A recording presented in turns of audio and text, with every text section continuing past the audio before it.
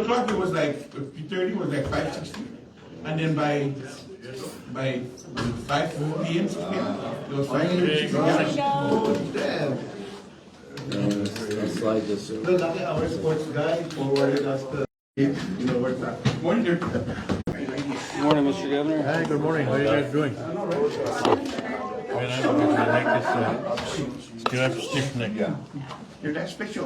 I hope you got some rest. Hey, Alex, sure. Yeah, what's everybody? Hi, Michael. How you doing? Yeah. How are you? Good. Sorry, Brad. I'd like your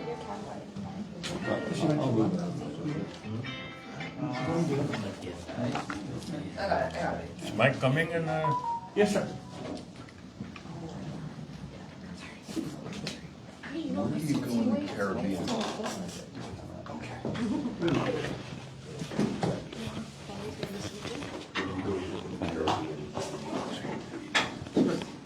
Sorry, can I? I'm gonna put it like kind of tucked away to the side. No, I'm not.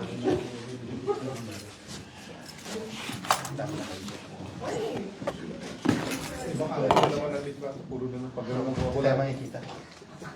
Saka yung plug, yung background, yung plug. Yung background, kasi keep up lang. Kung hindi, Yeah. You.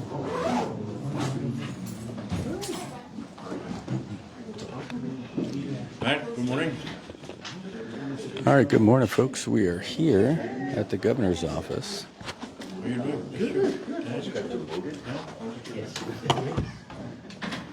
No, we're very well familiar with order Esteban to present. I was okay, I thought you were talking about the CW. We're at the place with the great conference room, but terrible press conference room. We're very well familiar with order. If you don't mind. We've got all kinds of folks who are here. From Kimberly King Hines' office, we've got Matt DeLeo Guerrero. We've got from the Tourism Committee for the Governor's Council of Economic Advisors, Alex Sablon's here. Clyde Narita, the Governor's Special Advisor. Jamaica Tyrone from MBA is here. And there is a video up on the screen. Warren Villagomez from MBA is here. But there's the video on the screen right now because there is a Google Meet where they're going to have the Congresswoman, King Hines, will be on here with us.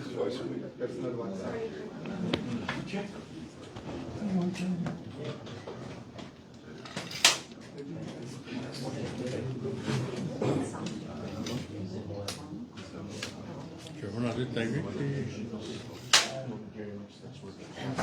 Joe Guerrero, Tracy, Vicky, and Maxwell. I think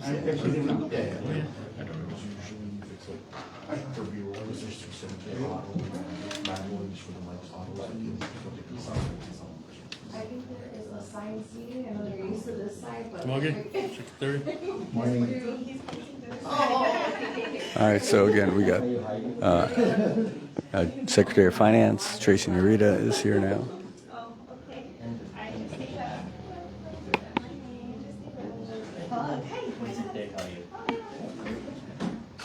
You need to be closer to the mic. There's Saipan Chamber President Joshua Wise just walked in. I need to be closer to an outlet.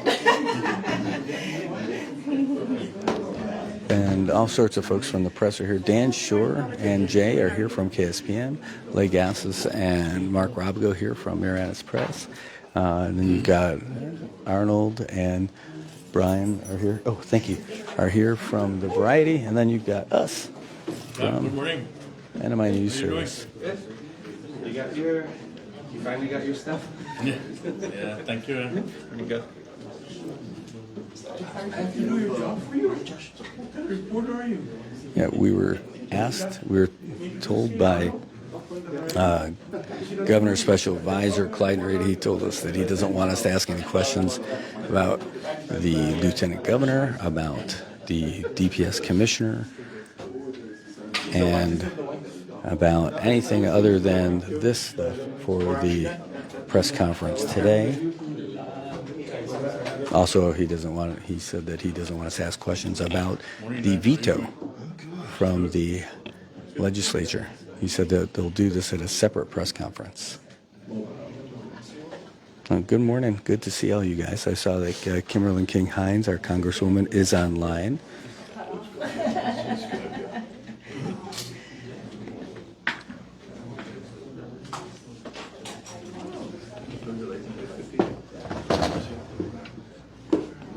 We have Delegate online already. We have Delegate Kim online already. Not yet. Not yet. I'm gonna have her online. So great to see you guys. Yep. Have you heard back from Everett Walter in regards to that letter that you sent? Yes. And people just starting to roll in. Review it. So we're just waiting. We're trying Going through all the trying to kind of do a little media takeover for this side of the table to try to get everybody on one side of the table. And they try to turn this room into a multi-purpose room. Where's Brandon? Again, this is great for conferences, for meetings, but not all that great for press conferences. Oh, Joe Guerrero from the Governor's Council of Economic Advisors. He's also past president for the Saipan Chamber of Commerce.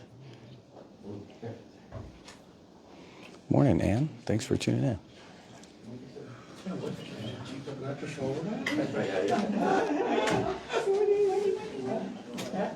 Henry Hofschneider and Brian San Nicholas just making their way in. Okay, got it. I'm Bob. All right. I'm good. How are you?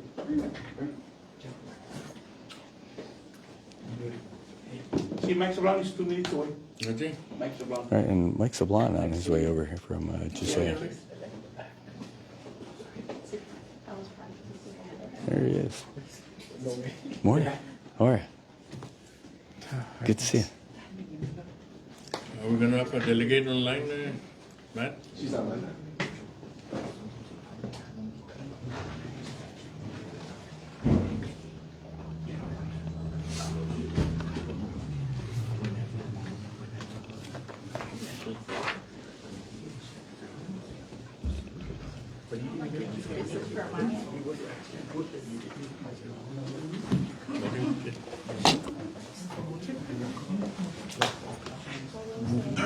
Hey, good morning. For Mike Sablon.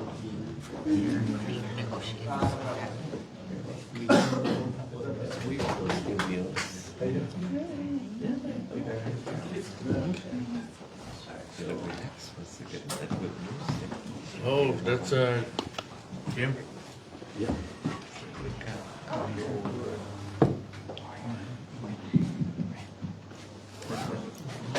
Hey, good morning. It's going to come out of the towel part of You don't get catch it wherever.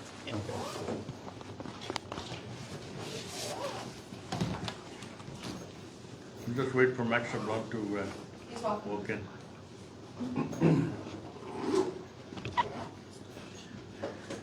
Yeah, and if you look up on the screen, you can see everybody up there. You get a nice view of Jay. There's CJ Bermudez. Oh, they just went off. Wes Bogdan, who is part of those talks. You've got Jason Osborne, the lobbyist paid for by CNMI Businesses, and us, along with our congresswoman. There he is. And there we go. So sit tight, folks.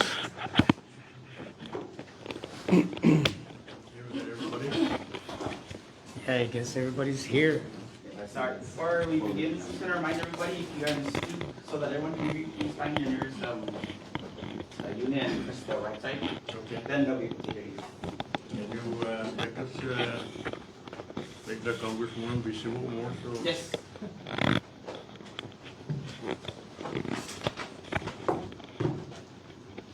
All right, good morning. Good morning to our delegate in Washington, D.C. You're in D.C.? half a day. All right, this is our press conference. Today is Wednesday, March 4th, 2026. We're here to share what we went through on this long trip, a week in DC and a couple of days in Hawaii. Before we start, maybe Governor Apatang would like to say a few things. Well, good morning, everybody. Welcome to our press this morning. This morning we're going to talk about our trip to Washington and several days in Hawaii for our additional conference. Just want to say good morning to our Congresswoman there in DC. Congresswoman, thank you. Good morning, and thank you for all your support when we're there. I know that you feared the barbecue in the cold weather, but we appreciate that. Thank you very much. It's been a busy week in Washington, since day one. We all went there and as a team. We have all our teams here from Governor's Council and private sector, Chamber of Commerce, and business people, MBA, so we can all do our part in Washington to see what we can get from the Department of Interior and other federal department agencies that we can avail to, we can meet. So with the help on the first 2 days, we have the 902. 902. And then second day we have the IGIA, and then of course the Governor's Conference, But 902 actually was, on the first day was there, joined by a Congresswoman. Was pretty successful. And then we have, I think we have all the departments from the federal agencies there to join us that morning. Same as the second day in the IGIA, we have the Department of Interior there. Of course, our Congresswoman is there with us, to work with us and continue to present the issues in the Commonwealth. So we want to thank her for doing that. I know she have a lot of schedules in DC, but she made the time to join the group, to work with us and to pursue our issues here in the Commonwealth. So I will give you a chance to say something later on.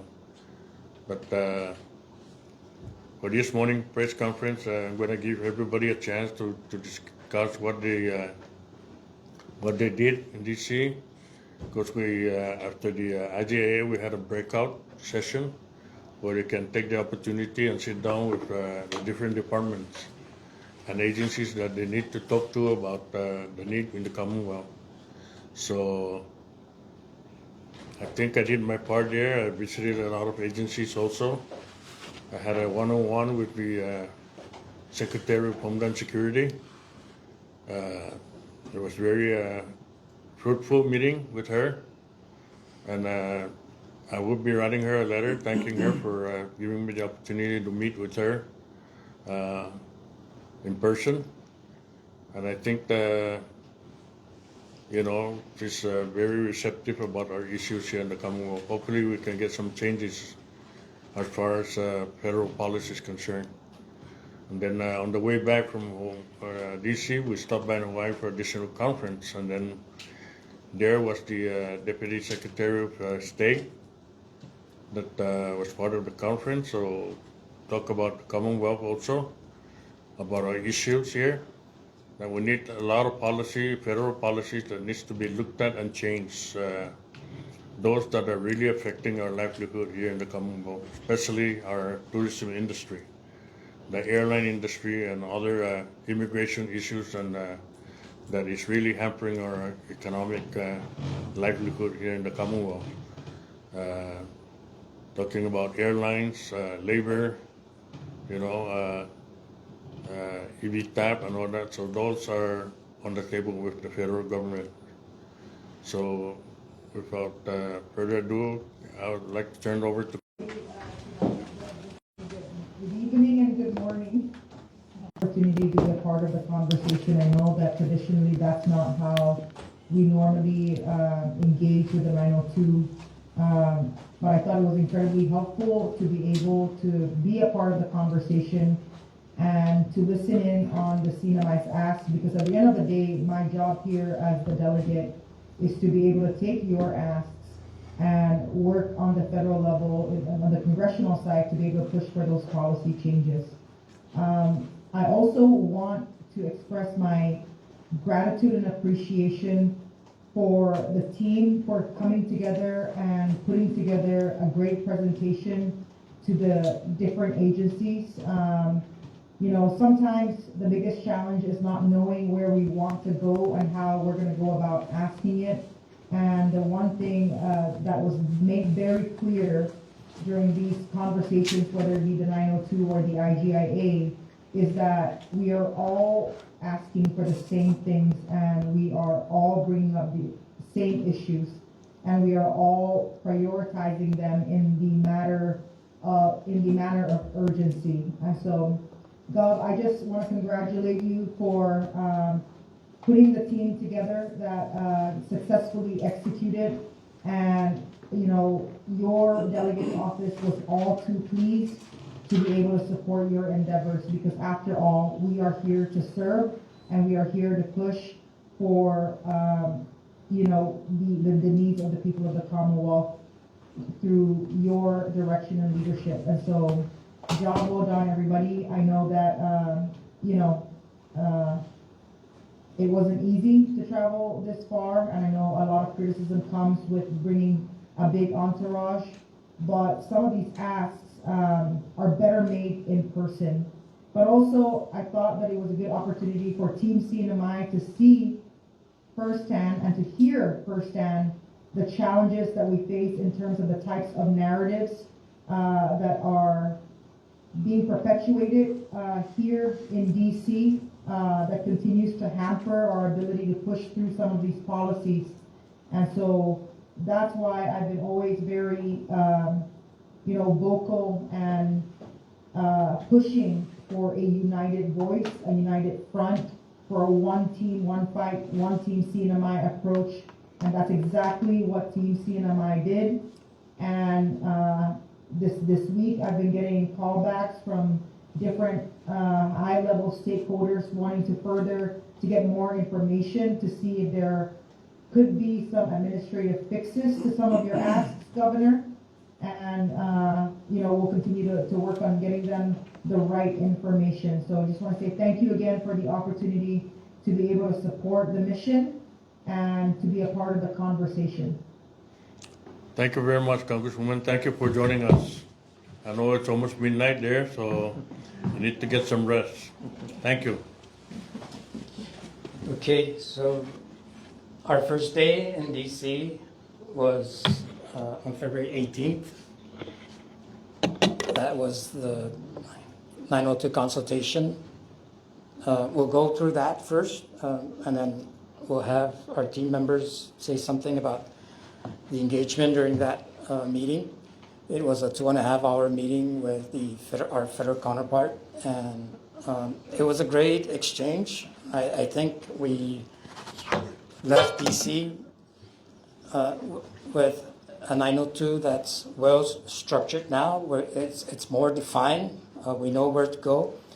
We established working groups, and there are, I think, 4 or 5 working groups, and we have the leads for those working groups here. They can share something about their working group, and the timeline that we have to submit a report to both sides, CNMI and the U.S. team. So, who would want to go first? Who's going to go first? Working groups. Good morning, everyone. Thank you for joining us this morning. Firstly, let me just say that I've had the privilege and the honor of serving on 902 teams for 3 governors, and I think the governor did an outstanding job of this round of 902 talks. congratulations, Governor. You made us very proud. He was articulate. He was sincere. He was factual in his presentations. His responses were on point, and I think that made a huge difference, Governor, in how we communicated our situation today and what we need. And I know that you've read in different reports how our mission in DC was not to ask for handouts, but for hand-ups. And as cliche as that might sound, it's true. And we've proven to the world that we have the ability to build an economy that can sustain its own government operations and provide jobs and revenues for businesses and take care of its people. We've proven that. And a big ask in DC was provide us the tools, make the regulatory changes that are needed to restore those tools to the CNMI so that we can rebuild our economy. We've done it before and we can do it again, but we need federal assistance. As the delegate mentioned and as the governor mentioned, one of the big differences, Governor, I saw and team this time around is a unified front. And I commend all those who participated. The governor and his team, his chief of staff and a senior policy advisor, a secretary of finance and budget special assistant and military representatives from CNI government, members from MVA board, and I'm on the CETA board. In the government sector was well represented, good cross-section of people who contributed to the discussions and the conversations that were critical. The 902 meeting, as formal as it used to be, now was more, I think, more cordial, a lot of good exchange of communication from both sides. And that meeting did not end on that Tuesday. There were follow-up meetings after that. And immediately after that meeting, I had the opportunity to join the governor in follow-up discussions with interior officials to continue to highlight our situation here and our need. So I think the government sector was well represented. Delegate King Hines and her team, Matt Guerrero, Chris Concepcion, Herb Yamada, and the whole office did a tremendous job at helping to establish contacts in the federal government and the U.S. Congress so that when we got there, we made the most of our time. And these formal meetings are a good opportunity, but it's the agency meetings, the meetings of government officials, high-level officials, congressional staff. I think we made a lot of good progress in communicating our situation. So thank you, Delegate Kim and your team. And then the private sector. It's not cheap to go to D.C., and it's not easy to go to D.C. in February. It was quite cold, but we had good representation of the private sector. Joe Guerrero representing the Economic Council, and he's also a local businessman and well-versed on economic issues. Alex Soblan, very experienced and resourceful. He's got decades of experience dealing with federal issues, airlines, tourism. He contributed immensely to the conversations. We had Dr. Joshua Weiss, the president of the Saipan Chamber, was a great presence and added a lot of relevance to the discussions because he represents the largest business organization here. And there are others. Jennifer Tansu from Crown Plaza. I was very impressed with her knowledge of the issues and the facts, and she was very, very powerful in communicating. At these breakout meetings that we had with various offices in the federal government, with former judge. And former, of course, and I was going to acknowledge Judge Wes Bogdan, former Judge Wes Bogdan, who took the lead in the 902 discussions. Judge, you did an outstanding job and made us all very proud. And of course, our counsel, Matt Adams, who also provided a lot of good research support to the team. So I was very pleased with how unified we were. There was a lot of preparatory work, as Secretary Norita and Special Assistant De La Gomez knows, a lot of preparatory work before the meeting, a lot of work during the meetings, and immediately after the meetings, we're still working. So we're hopeful that we have a 30-day deadline, Governor, to to provide committee reports, working group reports. So and then we go from there. And but of course, we all know the situation we're in and the need for some immediate assistance. Hopefully, some of that will come through as well. And I know other issues, Governor, with EVS staff and tourism, so we'll go around. Yeah, okay. I just want to mention that our group that went to DC have been around. We know the story. It's a long story of efforts to improve our economy. The U.S. side, President Trump came into office last year. This is his first year in his 4-year term. Brand new cabinet. Many of them have to hear about CNMI. They've not been here. When late Governor Ploshas initiated the 902 discussion with the U.S. side, it was President Biden who was in office. Then Trump took over, brand new cabinet members, and this trip is productive in a way that we met with cabinet members and their staff to tell them about our struggles, our needs, our ask. So it's making them hear the new players in federal government about the CNMI. And Governor, I think I would be remiss if I don't also acknowledge the assistance of your DC-based advisors, Jason Osborne and Mary Cole. Wow, they did a tremendous job. I think we can all agree at setting up meetings and. Jason up there? Oh, is Jason there? Yes. Oh, great. And Jason. Morning, Jason. I didn't know that. And Jason and Mary did an amazing job at preparing a lot of these officials, high-level officials that we met with, briefing them in advance and setting up the meetings and just participating with us in the meetings. We were very productive. Thank you, Jason. I know, Governor, and everyone, that I'll miss some names, but it was a great team effort. We're not done yet, so still a lot of work ahead. But I think we made good grounds this time. Thank you, Mike. Yeah. Secretary. Good morning, media partners, and thank you, Governor, and thank you, Mike and Henry, for that intro. Our part in the fiscal working group for the 902 team, I just wanted to provide some background. We were there in September of 2025 where we made the initial ask for at least $61 million in immediate funding assistance. And we've been working since then with follow-up meetings, virtual meetings, and ultimately the CNMI did receive a $5.5 million grant to help us with critical expenditures and obligations. That funding came with requirements, which meant fiscal reforms, a development of a fiscal reform plan, austerity measures, establishment of a revenue council, and the way that we will develop future budgets, including catching up with our single audits.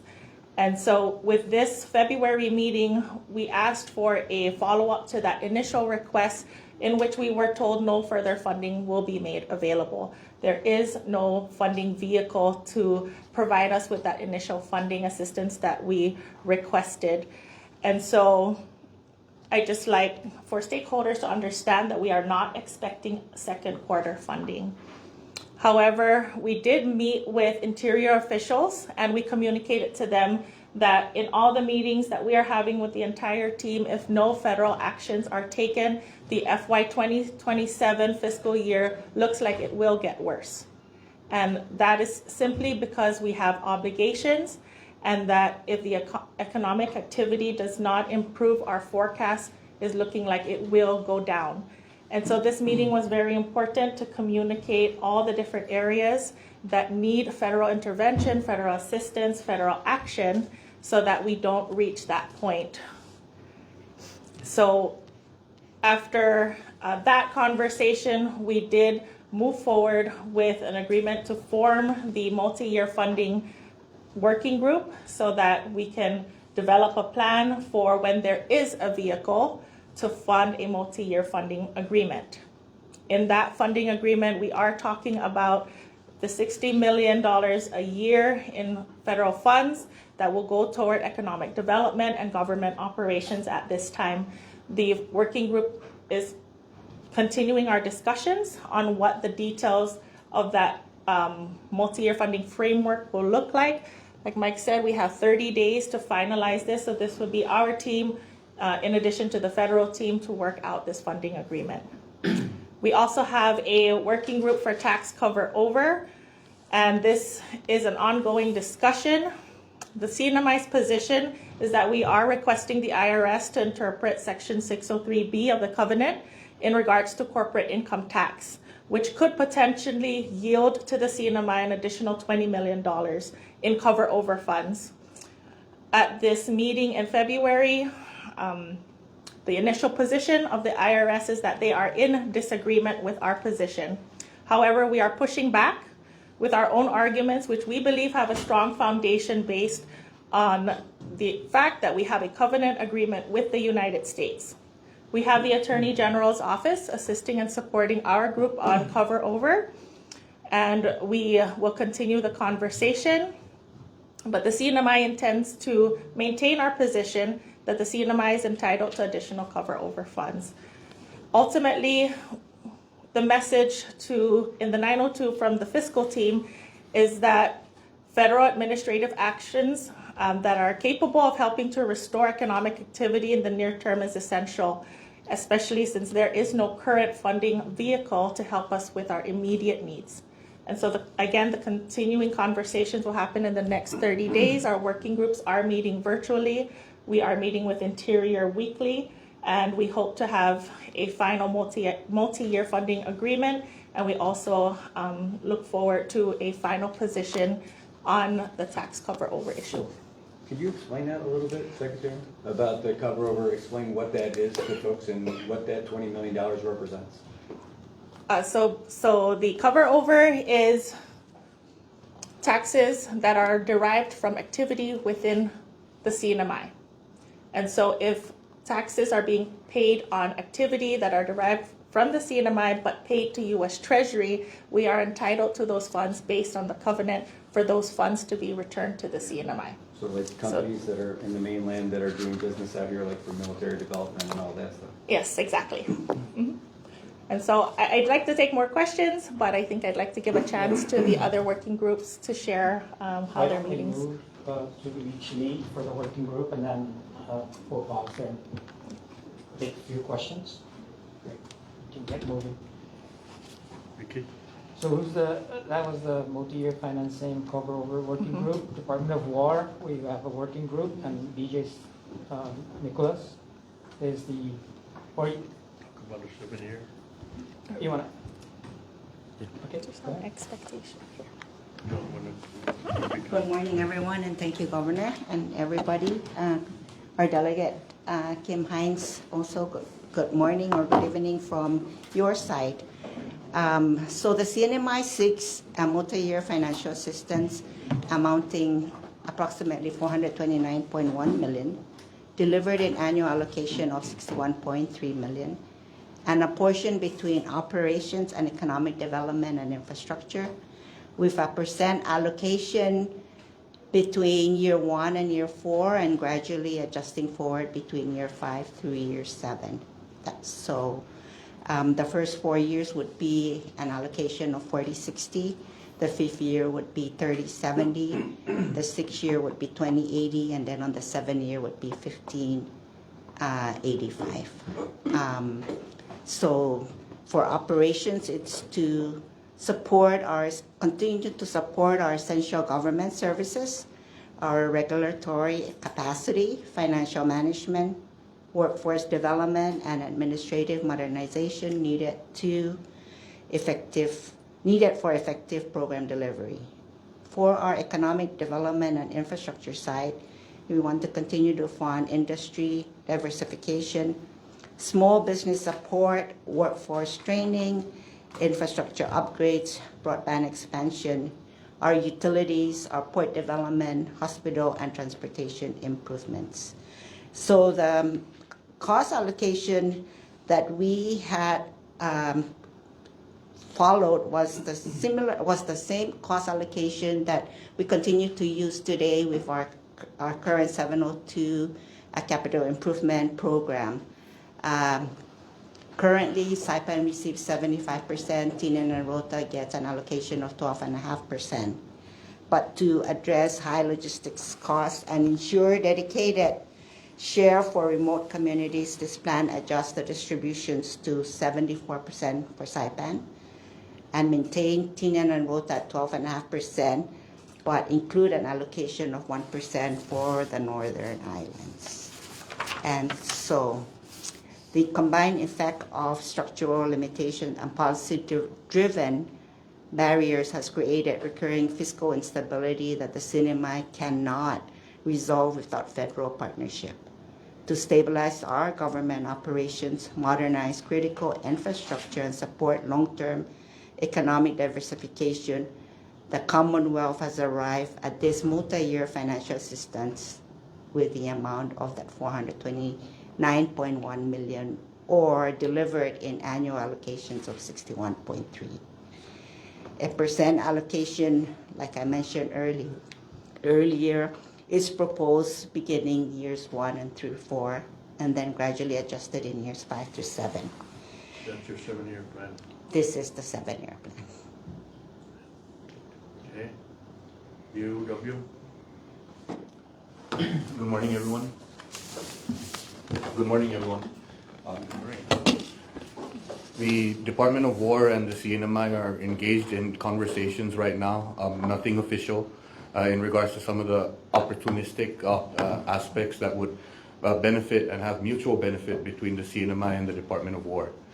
Some of the opportunities we are looking at is increased port visits, as the Special Assistant for OMB mentioned, infrastructure improvements to airports and seaports, to include also utilities that would better position the CNMI to support DoD initiatives, in addition to providing for a sustained opportunity for lower costs in our community regarding energy needs and things to that effect. We are still currently in negotiations, be it informal at this point, and as we continue to progress forward in the coming weeks, we do have more engagements with DOW, Joint Region Marianas, and Joint Task Force Micronesia to ensure that any proposals that are being forwarded to the CNMI have a nexus that provides for better opportunity for the people of the Commonwealth.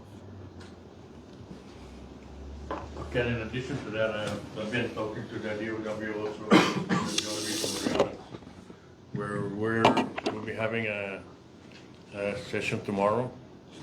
And one of the issues is I highly encourage for them to start getting some submarines to visit us here in the Commonwealth. Because every submarine that comes in, it's manned about almost 1,000 sailors, you know. And if they spend about a week here, that's about a week people occupying the hotels. So I keep pushing those ships to come in, and we're working on some regulatory issues where the destroyer comes in and they're going to do maintenance here. You know, we can be cleared by environmental issues. So those are the things that we're working on. And I've been asking DOW to, I want as many military activities here in the Commonwealth as soon as possible. So that's part of our economic assistance for especially the hotel industries and the MBA. So thank you, and who's next? Thank you, Brian. Thanks, Governor. Immigration and skilled labor, who's leading that? CJ Ramirez. Oh, CJ. Can everyone hear me?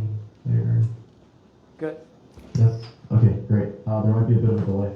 CJ Ramirez, Executive Director of the Governor's Council of Economic Advisors. I'm the CNMI lead for the Immigration and Labor Working Group. Federal co-lead for this is Rory Burke, who's the Deputy Assistant Secretary for Immigration Policy at the Department of Homeland Security. We've been meeting weekly in the last 2 weeks, and luckily I met Rory in the past, and we have a bit of a rapport already.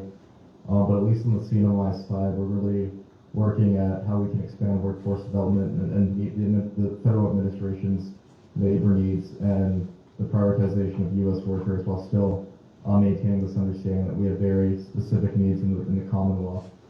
On the CNMI team, I've been fortunate enough to pull in 2 directors from the CNMI Department of Labor, our Director for Labor Enforcement, our Director for Employment Services, who are going to be providing assistance in the labor front in terms of helping us bridge some data gaps.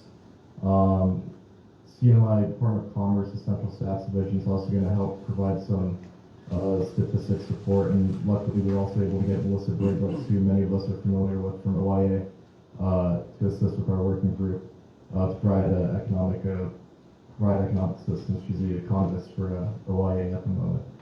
But we've created a clear pathway. We're meeting weekly. Federal asks right now are for the CNMI to help publish some metrics to determine volume and backlog and things like that. And our ask to the federal government, one of them is, trying to see what the transition framework is going to look like outside of a legislative fix. While we appreciate the Congresswoman, introducing a successor framework, we're looking at immediate administrative action in the interim while the legislative movements are taking place. We're able to meet with the Department of Homeland Security, both the Secretary, the Governor is able to meet with the Secretary. We also met with officials from the Department of Homeland Security and our private sector partners in the room. Might be able to talk on that when we continue to discuss the week. But that was also a fruitful meeting. We kind of cleared up some stigma and some misinformation that came about in the meeting the last few weeks when it comes to the Commonwealth's very specific transitional worker program. But I'm happy to take more questions later when it comes to this working group, and we're excited and we're moving forward. Thank you. Okay. Thank you, Clemente. MBA?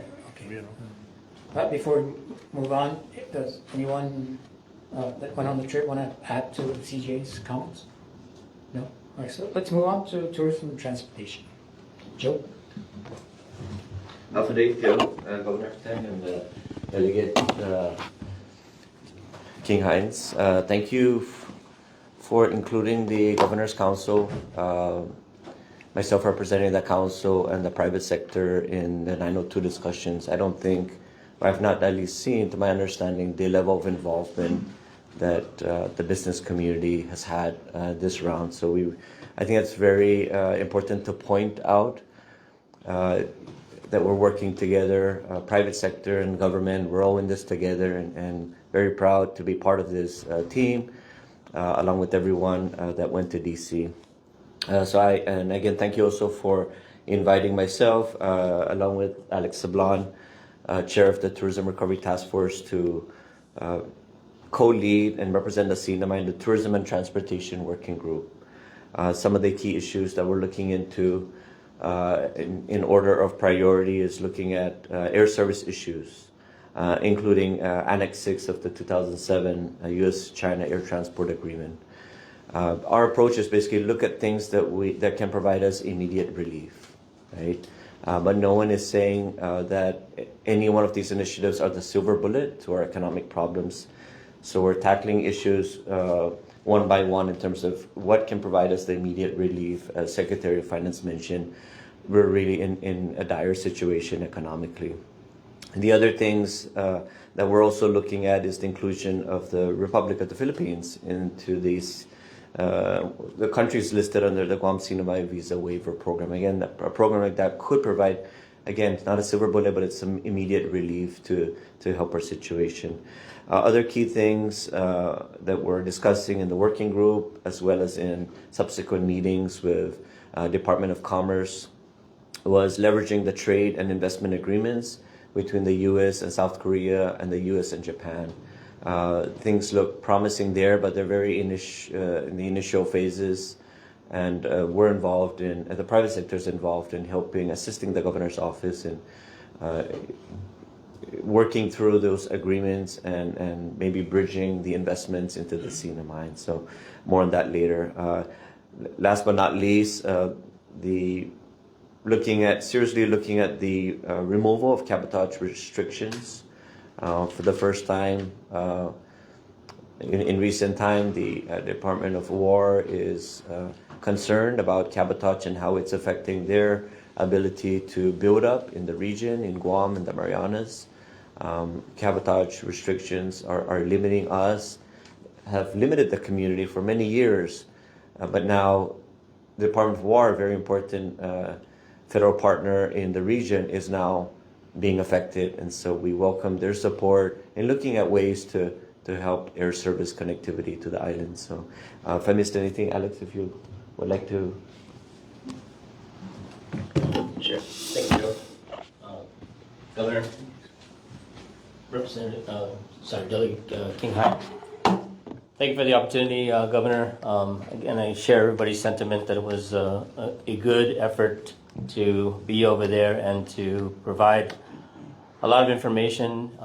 Strategically, Gov, the meetings that were set up by you, Special Assistant for Policy, Clyde Narita, Chief of Staff, Hofschneider, and Jason Osborne and Mary Cole, were strategic in the importance that we wanted to meet with groups and agencies that have been somewhat critical of CNMI issues and to kind of dispel a lot of the issues that have been played out through media and really a time frame that was focused in on a discretionary parole program of the recent past.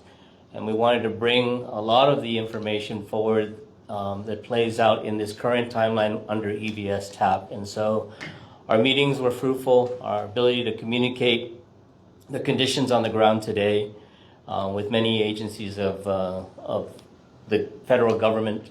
And again, it was strategic in the importance to lay out what we need to do further, if there's any need further, to mitigate and close some of these gaps that have been concerns of U.S. Congress, both the 24 representatives of Congress a year and a half ago that wrote a letter, and the more recent Senate communication that we wanted to provide good information, and we believe structurally things have improved. From DHS, they told us that our overstay rate is at less than a quarter percentile, which is significantly improved from the past. And so again, a lot of these conversations, along with the working group, are to dispel a lot of the myths, to move forward with mitigation, and to attempt to try to implement some of these programs that, as we stipulated at the 902, are really initiatives that the federal government could provide today at no cost to the federal government, but would be absolutely empowering for the CNMI to get back and to move forward with this economy.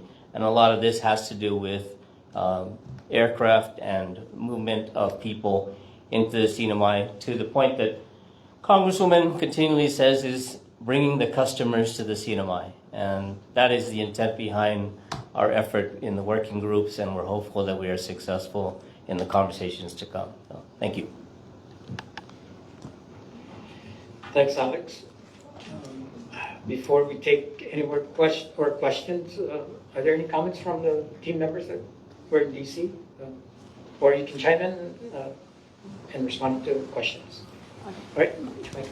I just have a quick one, but I do want to say that I attended, basically to support the core delegation on tourism. And I want to say that the amount of the alignment between everybody and the message was very clear. And it focused a lot on tourism and how we can help ourselves, and how we're not asking for, fund. We need funding, but we're not depending on that, because funding will help us maybe in the short term, but we're asking for assistance, federal assistance, change in policy that can set us up for long-term economic growth. And I think that message was very clear, and I thank the governor for really being a advocate for our island and for tourism, as well as Congresswoman King-Hines and everybody who attended. On the MBA side, we also attended Brand USA, which is the official U.S. destination branding marketing agency. And what we were very happy to hear is that their key focus markets for the U.S. includes Korea and Japan, which is also our main markets. And we've been given some great opportunities to join in on their sales missions and their trade missions in the next few months to help promote the CNMI.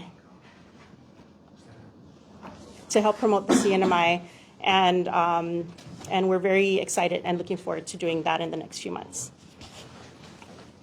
Thank you. All right, we just had a power surge or something and Let's just pause. And, yeah, let's get the power up.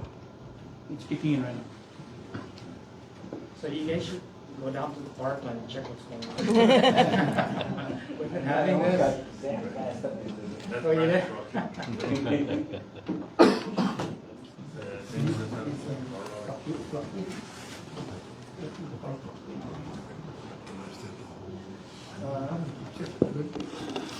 We have the president of the Chamber of Commerce, Dr. Wise. You want to say something while we're waiting for the power to report?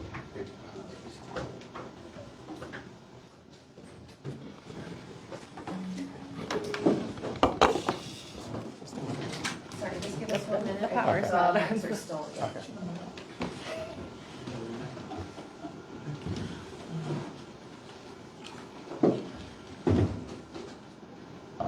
Welcome back. Yeah. Yeah. Great to be back. Long trip. Are we on? Yeah. 1 minute.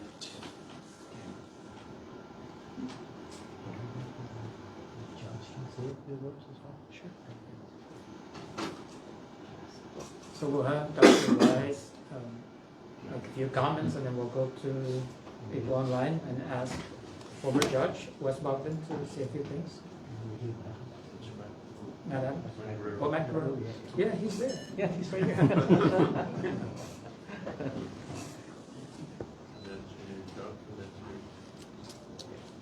So Dr. Wise, Wes Bogdan, and then Matt Guerrero, and maybe Jason Osborne. Questions? So, folks, we're just waiting right now for the power to come back on. I guess there's another trip over there at CUC. The backup generators kicked on over here, so they're trying to get power to the local microphone unit and trying to get all the folks who are online visiting us through the teleconference online as well.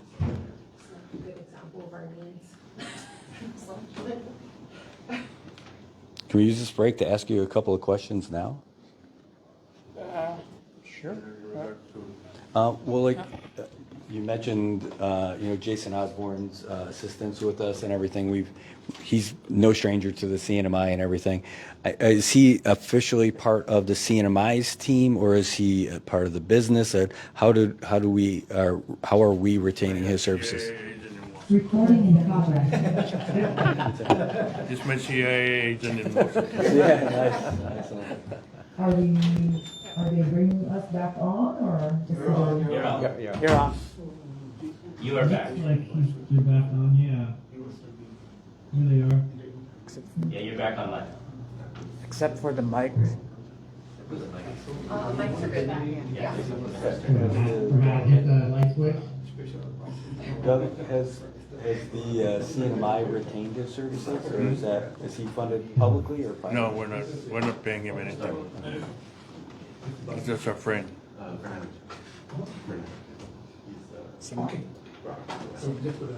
We can see you, but we can't hear anybody yet. Okay, I think the mics are back on, so can you hear us, Judge? Yes, now we can. All right, so we'll go with Dr. Wise first, and then you, and then Matt Guerrero, And then Jason. and then Jason. Thank you. I just want to say it was great to be up there representing the private sector, and I really just want to echo what Jamaica and Gov was saying. It really was a strongly unified front. Gov was really driving the point home that we're looking for a hand up and not a handout, and with these working groups that were put together, they're able to really navigate through these things that we need. And I think I've seen that there's a lot of progress being made, and we're looking forward to this 30-day timeline and coming back to the table with them and seeing what kind of further progress we can make. But I'm glad that they were insistent on a 30-day timeline and not letting this kind of just dissolve into conversation, that they are wanting this to be fruitful. And all the agencies seemed like they really want to help us, and so that was a very positive note that I took. But that's it for me. Thank you, Doc. Thank you, Doc. Who else? Judge? Thank you, Governor, Madam Delegate, everyone in the room. Just very briefly, it's a real honor again to be part of this 902.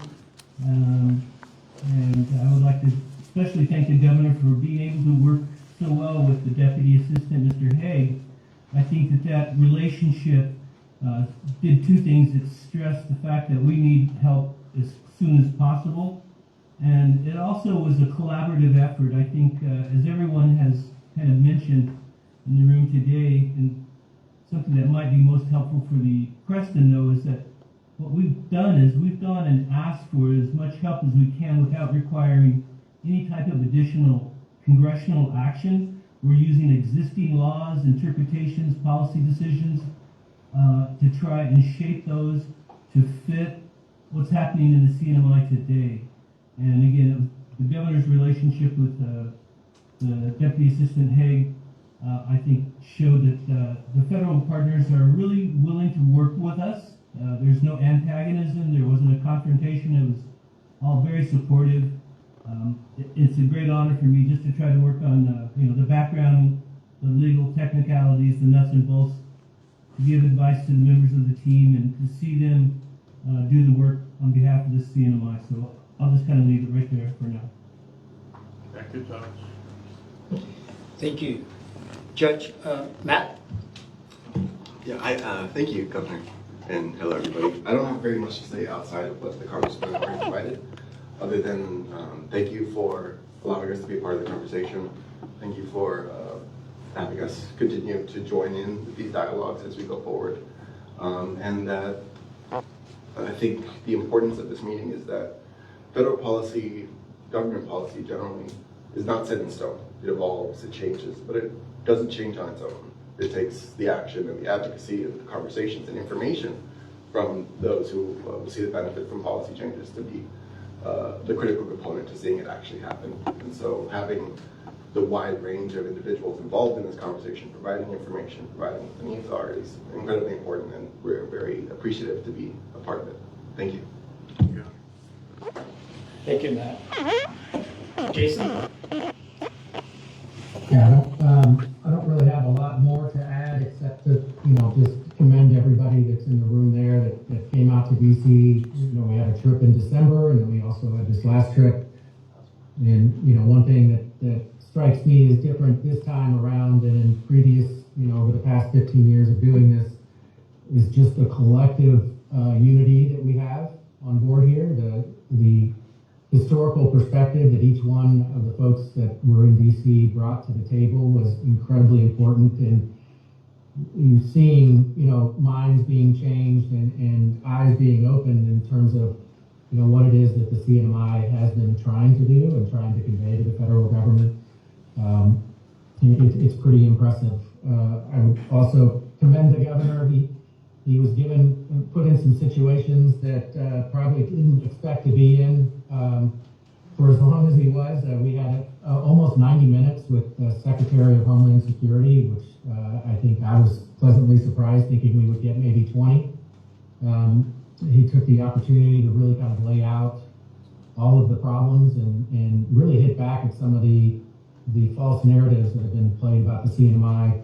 Additionally, the governor, I had 3 calls this week, alone or after the dinner at the White House with the president, folks saying how the governor went up to Stephen Miller and even conveyed to him how important it was for the president to step in and help. And so we certainly had an impact in DC.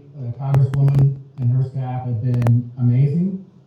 And everybody there at the table, Secretary Dorita, she's a rock star, and I know the folks at Treasury really appreciate her and just her grasp of knowledge as well as everybody else. So that's all I had. Thank you, Jason, and thanks to Mary also. I told these guys that you are my CIA agent over there. I appreciate it. So let's continue to work, and thank you for your service to the Commonwealth. And now you're out in the open. So you're no longer an agent. Exactly. Right. You might have to move to Mexico. It's very critical to note that every day when you drive down our local highways and you see businesses closing up, the hotels are dark, no tourists. This is what it's all about, right? A trip to DC, we come back and hope that we continue the conversations with our federal partners to see those lights back on, to see people on the road, tourists at the hotels and shopping stores and everything else. So no matter how much we criticize what we're doing, it's to get us back. So let's take questions. Who? Mr. William? Mark? Where's the other? Matt Adams. Yeah. Matt Adams? Is he there? Is he there? He's not on. He's not on. Okay. So I think we got everybody. It's time for questions. Well, it sounds like you got to put together a good team. The CNMI was all on the same page when you went down there. You know, one of the things, Secretary, you mentioned was that there's not a second round of funding that's coming in, like what we were asking for. And you mentioned a fiscal reform plan that we were supposed to put together after their first visit. Save for the austerity, has there been any fiscal reform plan that had been enacted, any directives that were given to government agencies that would show that we actually took a step forward in that process? Yes, of course. So part of the process for developing the fiscal reform plan was the establishment of the Fiscal Reform Committee, which the governor took action right away when we came home in September. Our deadline was to have our fiscal reform plan submitted to Interior by the end of November, which we did. And like you said, it included austerity measures, but not only that austerity measures take effect this year, but that it continues until we get ourselves out of this situation. Additionally, it was to establish, part of our plan was to establish the Governor's Revenue Council so that we have more stakeholder involvement in the formulation of our budget. And so currently the Governor's established Revenue Council, we have been meeting, and we have a report that is due to the Governor, and we will get that out soon. Other requirements of the fiscal reform plan was to catch up with our audits. And so, as you know, the Governor executed his executive order establishing the Single Audit Committee, which includes OPA, the Office of Grants Management, and the Office of Management and Budget, to really go for this unprecedented timeline where we are trying to catch up with 3 years of audits in 1 year, and that has never been done before. And I think the collaboration that we've had so far is just something that I've never seen before, and I'm very proud of the teams that have come together to help us move along.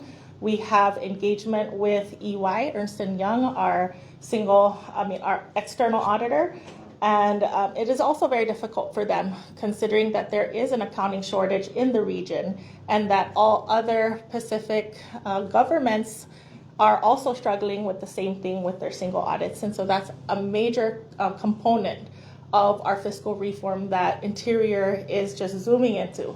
And so the Governor has made every effort, every single cabinet meeting, reminding all cabinet members to take the single audit seriously.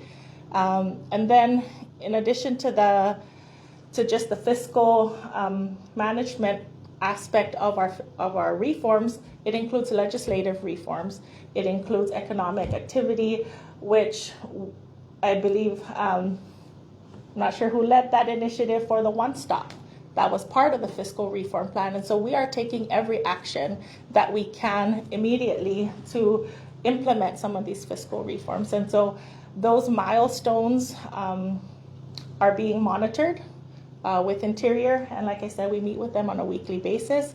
And we do have reporting on that because of the first round of, or what we hoped was the first round of funding assistance for that 5.5 million grant to help us with just government operations. But that's your department that's doing all that great work. But has there been anything that's been issued, like maybe government-wide, maybe one example of something, a directive that's been given to every agency, every employee, that they must do this to help reduce costs and stuff? I believe all of the governor's directives and executive orders apply to all the agencies.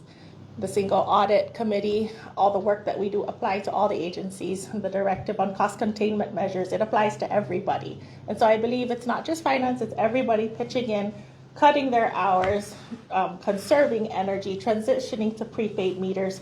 That's one fiscal reform initiative as well. To reduce the cost of utilities, we've transitioned to prepaid meters for all government agencies. There are a few that are not able to because maybe they're leased or something like that. But a major effort is undertaken to do that. Speaking of, one of the important things that was discussed, like what Judge just mentioned, some of these asks, it can be addressed through immediate administrative action by the government, which means the president can execute executive order or the departments can use their discretion. So my question is, what are the response? Any indication that they're going to be doing it this way from the key senior federal official? Any response from them? Any indication they're going to do it that way? Maybe. Yeah, if you want me to take that. Yeah. Yeah. The reality is that we've been preparing, we have given the federal government and this administration plenty of different options in trying to work with them on every single proposal that we've put forward, from Annex 6 to KFTC to air service and the trade agreements. They're actively working on how to help us in those endeavors. There are some things that are just completely out of our control that we're having to compete against, but a big part of it is the fact that they're listening and they're continuing to engage, which is something that I haven't seen in a very long time, not only at the career level at the different agencies, but also at the political level. Keeping in mind, I know it was mentioned earlier that we're dealing with a lot of folks that have not had awareness of the Northern Mariana Islands before in their previous jobs or even in their current jobs. And so, the collective group that has come to DC now twice, and I anticipate more, we do spend a lot of our time educating. So to answer your question, yes, we've received nothing but positive feedback that at least they are examining everything. We also know that the Congresswoman has been great about this too, is that we're not taking no for an answer necessarily. We're continuing to go back and offering out other alternatives and other solutions on different ways. One thing that hasn't been mentioned, I don't think, as well, just to put in there, was the inclusion in FIFA. The governor and the team, we've had several meetings with the White House, and so we're actively working to try and get the CNMI included within FIFA as the only territory currently that's not in. So. Governor, can you talk about, there's a proposal to cut entirely the Chinese tourists with a ban on a Chinese visa waiver program by Senator Rick Scott. What are your thoughts about that? Yes. No, that's one of the issues that I discussed with the Homeland Security Secretary, that we need help on that. We need to change the policy on that. We don't want to cut any Chinese tourists coming into the CNMI. One of the issues that if the Chinese can land in Los Angeles airline, I don't see any reason why they shouldn't come to the Commonwealth. We're closer to China than anybody else. So I asked her to look into that and see if we can get help, getting the Chinese airlines to come into the Commonwealth and, do away some of those restrictions, the federal restrictions that they imposed on us here in the Commonwealth. We are a U.S. Commonwealth. But speaking with DHS, there's still continued support for the China visa waiver program. Yeah. If you want me to take that, I can, Mark. Go ahead, Jason. On the first question that you asked, Mark, it was on Senator Scott. We did go in, a group of the business community went in and met with Senator Scott's staff in trying to clear up some of the misconceptions that they have. Again, false information, false narratives that they have. And clearly they haven't thought through their proposal because their proposal that they're putting forward would be to do away with the Guam CNMI visa waiver program and have everybody be on the same level. Well, the problem with that is their goal is to end birthright citizenship, but those visas that the Chinese are currently using to go to CONUS are 10-year visas, so they're not really accomplishing much if they're giving a 10-year visa and at any point in time a Chinese national can go to the U.S. on that visa, get pregnant and deliver a baby. So we're working through with Senator Scott's folks and others. We don't anticipate that legislation is actually going to move forward. The second part, or your follow-up question with regard to, is there support for the Chinese tourists coming in on the current visa as it is at DHS? And the answer is, there is general support. I would say that, the folks at the operational level at CBP have expressed, extreme satisfaction with the EBS TAP program and their screening process. The fact that, as Alex mentioned, or somebody else at the table mentioned, that we're 0.02% of overstayers. That's before we had signed the 287G agreement with DHS, so I can anticipate that number is going to go down as well. We are caught, unfortunately, in a broader global geopolitical issue.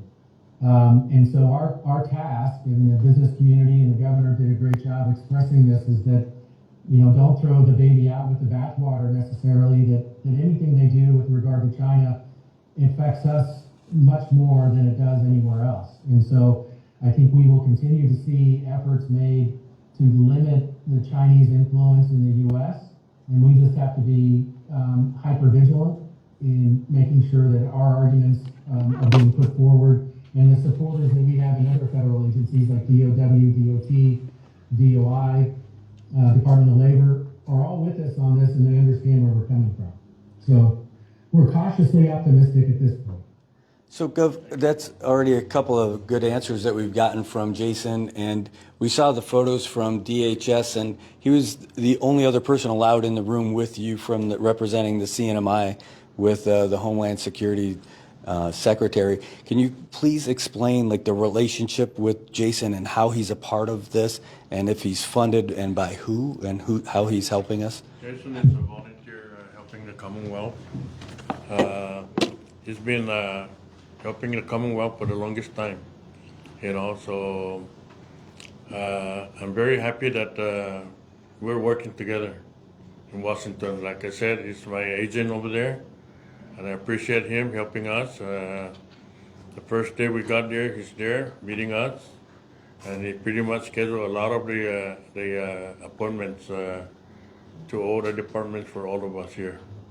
So he's got a lot of contact in Washington. He knows a lot of people in Washington, so it's good to have him as part of the team here in the Commonwealth. Thank you, Jason and Mary. Jason, can you explain why you're so generous to us here in the Commonwealth? It's because every time I come on island, Scotty gives me a free beer at Godfather's. No, it's just, look, Brad, you and I have known each other for a very long time. I've been in and around the CNMI since 08, 09 time, and a lot of my dearest friends live in the CNMI, and they're from the CNMI, and so, I'm very passionate about the work that I do for the CNMI. I reached out to the governor and others and said, I'm happy to help, and I don't need anything in return. And I would do it all over again, and again, and again. Everyone that's sitting around that table right now, I deeply admire and respect, and I love what I do. So, thank you. If I may just add, first of all, thank you again, Jason and your colleague Mary. But Jason is not the only volunteer in the group. looking down this table, Alex Sablan, not compensated by the government, to my knowledge, Alex, Joe Guerrero, Dr. Weiss, and myself. You know, we all have a love for the Commonwealth, and we're all volunteering our time and expenses to help where we can. And, so, Jason, thank you for your volunteerism, and as well, Alex, Joe, Dr. Weiss, and myself. Can we talk about the issue of the power? There's a current ask from CUC to the Department of War to fund $700 million to replace their engines. I know Mr. Shinish Nicolas left, but any update on that? We're coordinating that with the OLDCC. We're having a regional economic adjustment committee sometime this month or later this month. It's going to be in San Francisco. CUC has submitted a list of things they want to improve, and it's estimated around $700 million. So and they're not going to get everything. If we're lucky, we'll get $100 million for CUC. It's a process that we need to work with our federal partners. It's related to the military buildup in Tinian, and hopefully we'll see some activities in Saipan and Rhoda as well. So we're putting those together. For MDA, can you give us an update? I know we talked about the Guam, Cinema, and China. So can you talk about what's the status on Korean Airlines, Jeju, and Tibet? Are they still canceling flights by March? End of March? Yeah, thank you for the question. So there are updates. We have discussed both with Tiwei and Jeju, and we have some updates that we plan to share very soon. If you go online, you can already see that Tiwei has uploaded their summer schedule for booking. And Jeju, we're still working some details out. So we will have a separate conference on that later on. About Philippine Airlines, sorry. If I may just add, I know that's a pressing issue throughout the community, the tourism industry in particular. But so that, in fact, the key reasons why Tiwei and Jeju are having difficulties, the effects of the Korean and Asiana merger agreement, and the subsequent requirement by the Korean government to maintain 90% flight capacity to Guam, not the CNMI. And that has created a disruption in pricing and capacity for the region, which unfortunately is affecting Tiwei and Jeju to the CNMI. So at all the meetings, including 902, it was brought up as that was one of the key issues that we're currently working in the tourism working group to address. And we are asking the federal government for some diplomatic pathways between the U.S. government at the highest levels and the Korean government to first let them know that we are being impacted. Small little U.S. community are being impacted by this merger agreement that we had no part in. So we're hopeful, and the federal partners are listening and are engaging, and should be reaching out to the Korean government to help us with our situation. So I would like to ask Jason again. Jason, if you can hear me. So just after this very important engagement between CNMI and the federal government, war broke out in Middle East. So would this ongoing situation right now would have an effect in what already been agreed initially? No, the situation that's happening in Iran has nothing to do with the people that we work with.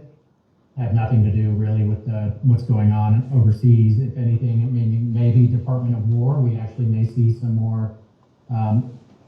We may see some more activity or interest by Department of War and Indo-PACOM to actually ramp up stuff in the Pacific. But no, I mean, none of the folks that we're dealing with right now are involved, so we're good. I just want to add to Joe's comments that OIA is scheduling a meeting, a trip to Korea this month. Jamaica and the chairman of the NBA, Warren Gomez, and I were there, including Justin Rhee of the Department of the Interior. We met with Korean Air, Jeju, and KFTC, and Mullet, the Ministry of Land, Infrastructure and Transport. So we made that initial meeting with them, and OIA, Buheg, and I think Justin Rhee will be in Korea this month to follow up that meeting.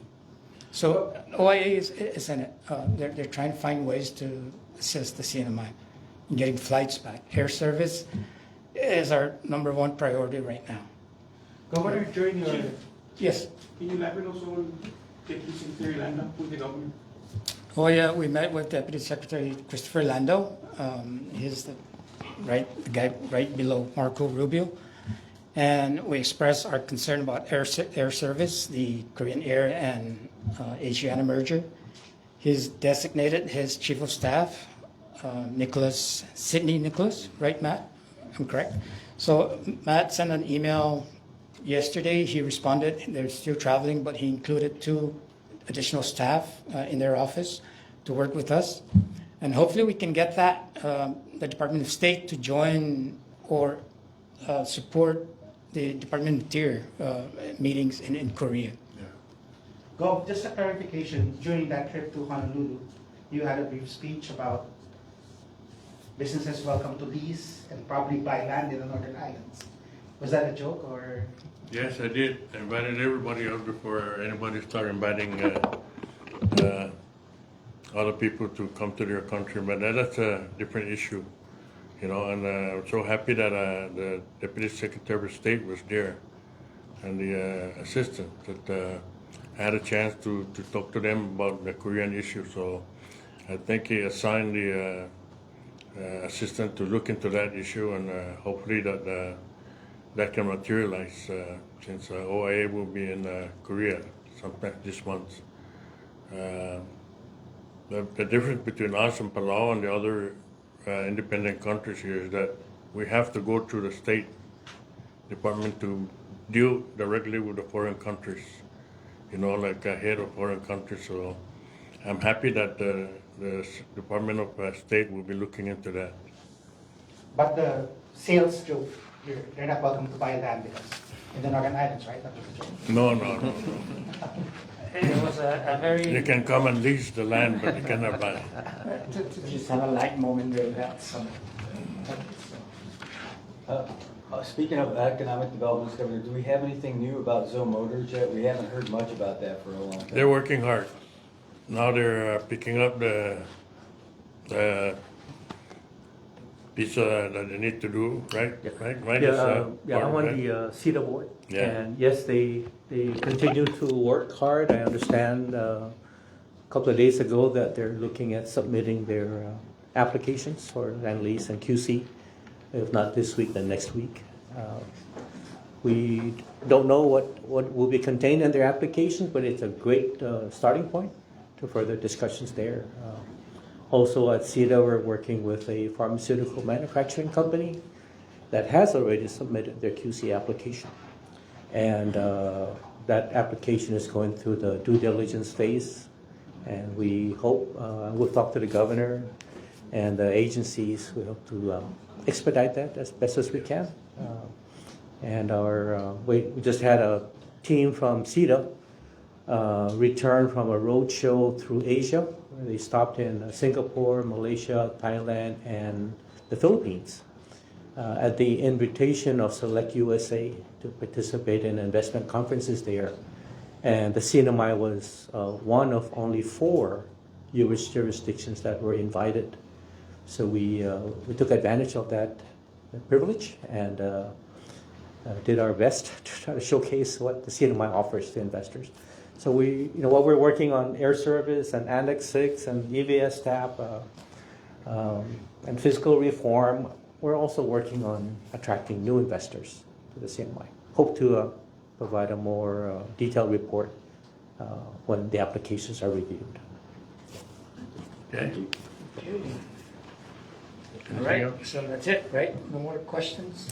We're done, we gotta go. Just one question. It's almost lunchtime. Aside from birth tourism, what other disinformation was expressed to you guys that you have to explain? Birth tourism and birth tourism. That's a big one. Overstaying. Overstaying. Yeah. Overstaying. That was a real eye opener for me. I had heard the criticism about overstays, but when we met with CBP and ICE, they shared with us their statistics that the overstay rate under the EVS TAP program is 0.25%, 0.25 of 1%, which is, and they were commended, actually, they commended us on that. And, so. The other concern was all those Chinese that were actually trying to get to Guam. That was brought up, but it's that's only a rare incident, you know. They didn't make it to Guam and they got caught and they were brought back to Saipan. So I think they're paying the Department of Correction for overstay. Governor, what are your thoughts about the conflict in Iran right now? What's your message to our service members? Well, I just want to say congratulations, President Trump. You did what you need to do. I just want to say thank you to all our service members that are serving there, and you know, we pray for all of them as they return to the U.S. I know it's something that when we sign up for the armed forces, you know, that's part of the deal that you expect to do. Aren't you worried that it might hit us economically since this might result in an increase in gas prices? Well, that's what they're saying, but I hope not. I think the U.S. have a lot of fuel. You know, we got Alaska, we're pumping out, you know, drill, baby drill in Alaska, so there's a lot of oil in the U.S. Although Iran have a lot of oil, but so has Venezuela, you know, and hopefully that the people of Iran can have peace and democracy. That's what they're asking for. Thank you, Governor. Okay. Thank you, guys. Well, thank you guys. Thank you, Jason. Thank you, Gus. All right, folks, that's what we've got for you from the governor's conference room. We're going to wrap up and make our way down the Crown Plaza today for the stakeholders meeting. We won't be bringing you that live, but we'll bring you some insights about that later in the week. Thanks so much for tuning in. Thanks for supporting Nenamai News Service. And thanks for sending your questions, your thoughts, your concerns, and your support. All right, everybody. Have a great day. We'll talk to you soon.